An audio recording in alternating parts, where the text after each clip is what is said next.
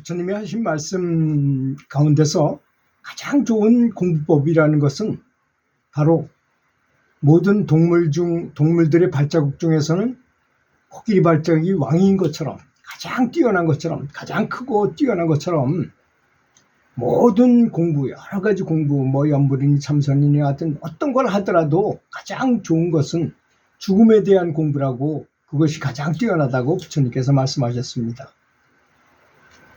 우리 또는 나는 언제인지는 모르더라도 반드시 태어났기 때문에 죽어야 하는 운명을 가지고 있습니다. 사형수와 같은 천주인 것이죠.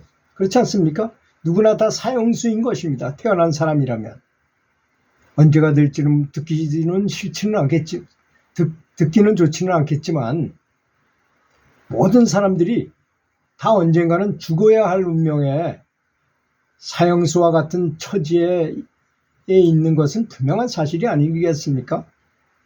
그러므로 나에게 있어서 가장 심각한 문제인 죽음에 대해서 준비하는 마음가짐으로 연불을 하는 것, 이거보다 더 뛰어난 것은 없다고 생각합니다.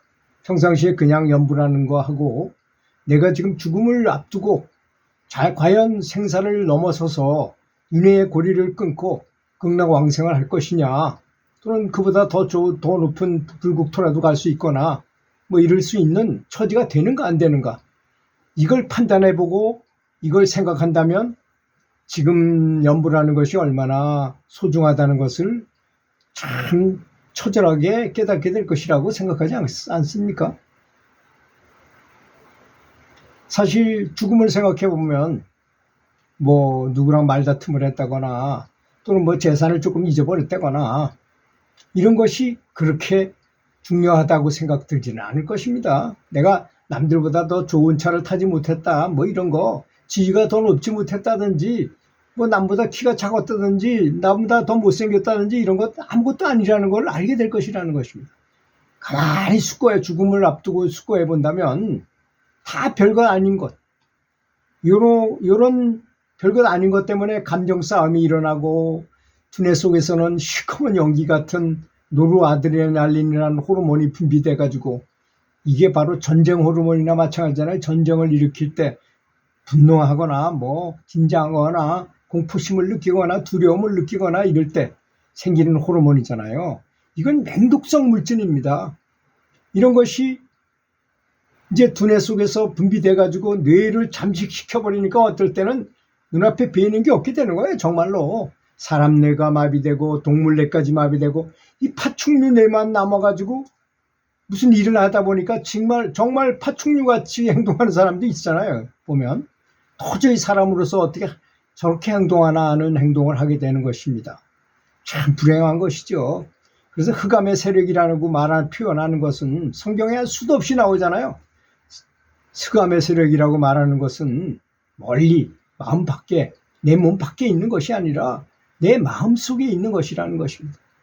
이걸 못 느끼고 아무리 기도를 많이 한다고 하더라도, 기도하면서 기도하는 마음을 잠시 갖고 있었다 하더라도 사람을 만나가지고 화를 내거나 분노하거나 좋지 않은 마음을 갖게 되거나 질투하거나 분노심을 갖는다. 나의 가장 큰 적은 바로 분노심인 것입니다. 화를 내는 것입니다. 그래서 뇌세포를 상하게 하고 전신으로 퍼져나가서 결국은 인연이 있고 약한 곳에 가서 이것이 암을 일으켜요. 그런 시커먼 연기들이 모이고 또 모이면 나중에 암이 된다는 것입니다.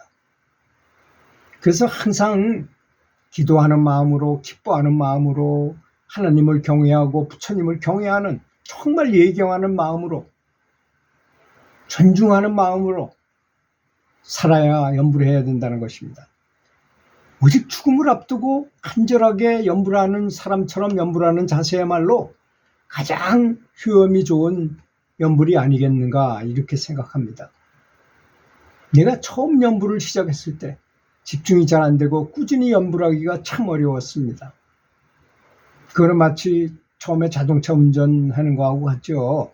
아무리 면허증을 따도 도로 주행 연습을 하고 그래도 차에 올라타서 차를 운전하고 다니다 보면 참 불안한 점이 많죠.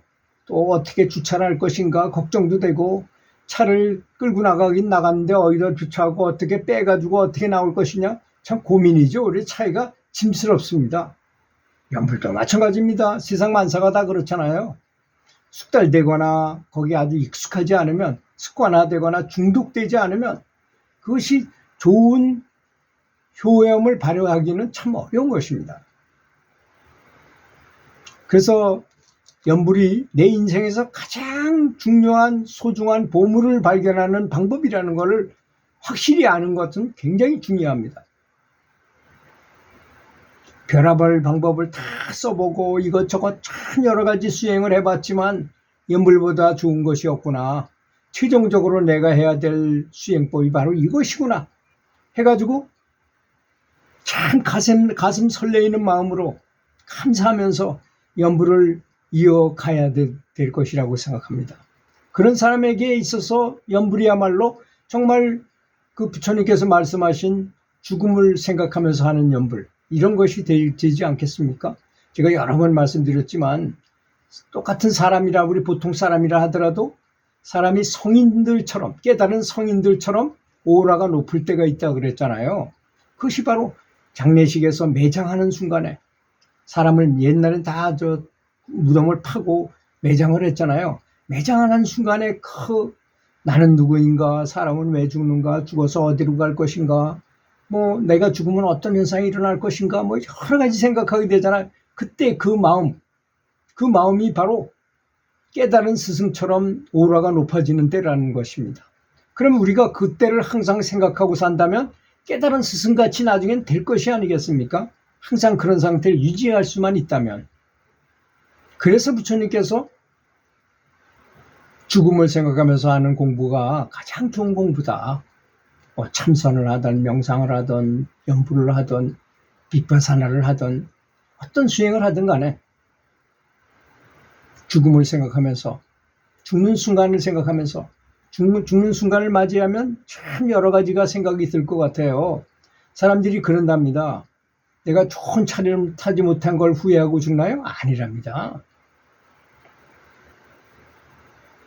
내가 높은 지위에 있지 못해서 그런 걸 부러워하나요? 아니랍니다. 죽을 때는 그런 게 아니잖아요.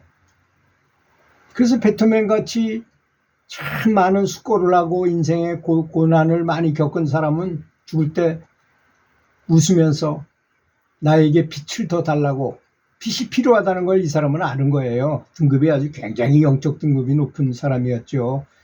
그렇지 않습니까? 그리고 톨스토이는 이렇게 말을 했습니다. 죽음을 생각하지 않고 사는 사람, 늘 죽음을 생각하면서 살면 사람이 바르게 살게 될 수밖에 없잖아요. 가장 중요한 걸 생각하고. 그런데 죽음을 생각하지 않고 그냥 눈에 보이는 대로 먹고 싶은 거 있으면 먹고, 예쁜 이성을 만나면 같이 사귀고 싶고, 높은 지위가 있으면 다른 사람한테 존경받고 싶은 높은 지위를 얻고 싶고, 이런 걸 추구하는 사람은 짐승이나 뭐가 다르겠는가. 짐승도 그대로 하잖아요. 본능에 의한 대로 하잖아요. 그놈들은. 그거나 사람의 몸으로서 살아가는 게 그거하고 다를 게 뭐가 있겠습니까? 조금도 다르지 않을 거라고 생각합니다. 그런 취지로 생각해 본다면 참 죽음을 생각하면서 하는 연불이야말로 가장 바람직한 연불이고 인간다운 연불이고, 그것이 바로 나를 살리는 연불이 될 것입니다. 그렇게 추구하는 연불이야말로 정말 그 모든 가지를 다 쳐내고 본 가지만 남게 하는, 본 제목이 될 수 있는 그 제목만 남기는, 나무 든 거를 다 잘라내고 그 제목을 만들 수 있는 그런 기둥이 될 수 있는 그 나무를 만드는 방법이 아닌가 이렇게 생각합니다. 연불도 역시 마찬가지라서 그런 정신으로 항상 죽음을 앞에 두고 죽음을 생각하면서 하면 어렵다는 것도 쉬워질 것이고, 또 괴로웠던 것도 별거 아니라고 생각이 될 것이고, 다른 사람하고 관계에 있어서도 그 관계를 사랑으로 더 바람직하게 이끌어갈 수 있지 않게 되겠는가, 이렇게 생각을 합니다. 여러분도 죽음을 생각하면서 하는 연불, 이거를 자기 나름대로 잘 만들어가지고 항상 생각이 들 때는 좀 고민이 생기거나 또 어려운 일이 생길 때는 그렇게 만들어가지고 또 생각하고 하는 연부를 했으면 좋겠습니다. 들어주셔서 감사합니다.